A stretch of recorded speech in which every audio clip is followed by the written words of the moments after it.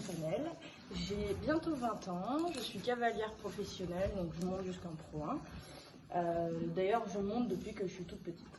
Et à côté de ça, je suis étudiante en école de commerce à l'Idrac Business School à Lyon. Je dispose d'un statut de sportif de haut niveau qui me permet d'avoir des horaires aménagés et donc de pouvoir m'entraîner à peu près tous les jours, avec bien sûr quelques jours de repos parce qu'on en a besoin. Et concernant mes chevaux, alors j'ai plusieurs chevaux, mais voilà, ma jument de tête et ma jument de cœur, c'est Violetta ici présente, qui est une jument par l'Arc de Triomphe, qui a 11 ans, que j'ai depuis 2 ans maintenant et qui a fait jusqu'à 1m35 et qui, j'espère, ira plus loin. Pour le coup, j'ai toujours eu envie de monter à cheval parce que je monte vraiment depuis que je suis toute petite. Mes parents disent même que je savais monter à cheval avant de savoir marcher. Alors je sais pas si c'est vrai. Pour moi ça a toujours été une évidence, une habitude, quelque chose qu'on fait en rentrant de l'école, etc.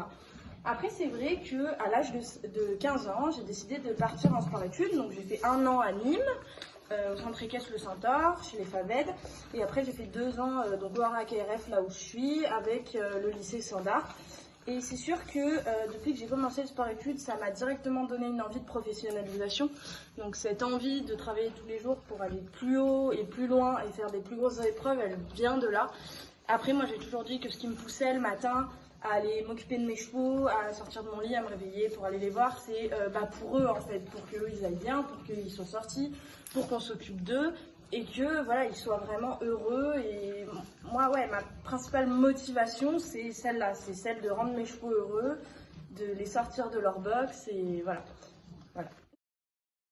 On peut appeler ça un premier concours parce que j'étais engagée en hors concours. En fait, c'était avec un de mes premiers poneys qui s'appelait Ispac, qui était une jument C, Pi. Donc C, c'était plutôt grand par rapport à ma taille de l'époque. Et j'avais vraiment pas la capacité de faire une épreuve toute seule. Et du coup, tout le monde est venu sur la piste pour m'aider à faire mon tour. Donc il me semble que j'avais fait sans faute ou peut-être une dérobade, je sais plus. L'anecdote là-dedans, c'est que moi j'étais super triste parce que dans ma tête j'avais gagné parce que ça s'était super bien passé. Et du coup, ma maman était allée demander une coupe ou une plaque à un ami, à lui, à elle, je crois. Et au final, j'ai eu ma coupe pour un concours auquel je n'ai pas participé parce que j'étais hors concours et que j'ai certainement pas gagné. Alors, sans hésitation, c'est Équitalion 2014, je crois, je suis plus sûre, où j'étais avec mon poney de l'époque qui s'appelait Rolls. Et c'était mon premier Équitalion. Voilà, moi j'y participais de manière parce que tout le monde dans mon club le faisait. Mais en aucun cas je pensais pouvoir gagner et j'ai fait mon parcours comme mon coach me l'avait demandé. Et à la fin de mon tour, je réalise que je suis première au provisoire. Et pour moi, c'était incroyable. Genre, pour moi, j'avais pas du tout la capacité de le faire. Et donc, je suis sortie de mon tour en pleurant. Et au final, personne m'est passé devant et j'ai bien gagné. Et c'était vraiment un souvenir mémorable et quelque chose dont je me rappellerai toujours. J'en ai plusieurs. Bien sûr, mon premier meilleur souvenir, c'est avec Tequila au CSI de Megève. Parce que, c'était mon premier CSI. Voilà, encore une fois, moi j'y suis allée en mode c'est un CSI, on y va. Et première épreuve, premier jour, première victoire en international. Tequila était vraiment une jument exceptionnelle. Elle m'a du coup offert cette victoire. Et derrière, le concours s'est très bien terminé, donc ça reste un très bon souvenir. Après, c'est sûr que au moment où j'avais encore Casino Royal Bâti Z, c'était vraiment exceptionnel d'aller sauter 1m40 avec lui. Et voilà, c'est sûr que le CSI de Bourg-en-Bresse où je fais ma première 1m40 et je fais 4 points sur le 2, c'est quelque chose qui restera toujours dans ma mémoire parce que c'était quand même le cheval qui m'a emmené faire 1m40. Alors c'est pas non plus énorme, mais c'est sûr que c'était mes premières avec lui. Et après, les souvenirs un peu plus récents, voilà, le premier Grand Prix 135 de Violetta où pareil, elle fait un petit 4 points sortie de double, c'était quelque chose de vraiment très agréable. Et pareil, son premier CSI qui était à Megève où la jument est 3 fois sans faute, elle participe au barrage le dernier jour, m'offre une 4e place. Voilà, c'est des choses vraiment exceptionnel et j'espère vraiment qu'il y en aura encore et c'est pour ça que j'arriverai pas à définir un souvenir que j'apprécie plus qu'un autre. J'ai pas vraiment de cavalier qui m'inspire plus qu'un autre. En vrai, je suis contre le fait d'admirer une seule personne. Voilà, je préfère me dire qu'ils ont tous du bon à prendre et tous du négatif à ne pas prendre et voilà, j'ai pas un idéal plus qu'un autre. Après, c'est vrai que je respecte et j'admirerai toujours le parcours des cavaliers tels que Bertram et Harry Allen parce que par rapport à leur âge, ils ont vraiment fait des choses exceptionnelles et c'est sûr que oui, c'est admirable et c'est quelque chose que moi, de mon jeune âge, j'aimerais pouvoir faire. Après, on n'a pas le même parcours, donc encore une fois, ça reste incomparable. Donc voilà, j'ai pas un cavalier que j'admire plus qu'un autre, il y en a tellement des bons, c'est difficile. Pas vraiment quelque chose qui me fait rêver parce que j'ai eu l'occasion de déjà monter dessus en 2016 parce qu'en fait j'ai participé au circuit amateur Gold Tour et la finale se joue chaque année sur la grande piste d'Équitalion.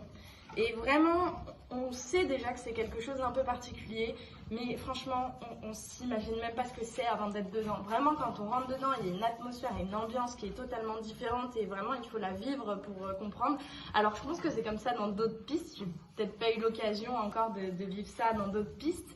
Mais c'est sûr que dernièrement, j'essaie de me fixer l'objectif de pouvoir aller me qualifier être sélectionnée pour le circuit international à Lyon, donc le CSI, et de pouvoir aller remonter dans cette belle et grande piste avec une ambiance très spéciale.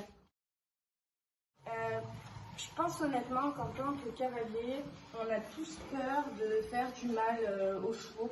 On a tous peur qu'ils ne comprennent pas pourquoi est-ce que on leur fait faire des séances plutôt difficiles et sauter des grosses barres. Moi, c'est quelque chose qui, je ne vais pas dire qui me fait peur, mais j'y pense souvent. Souvent, j'essaie de communiquer avec eux et d'essayer de leur montrer, de leur expliquer les bons côtés de cette vie que, mine de rien, on leur impose.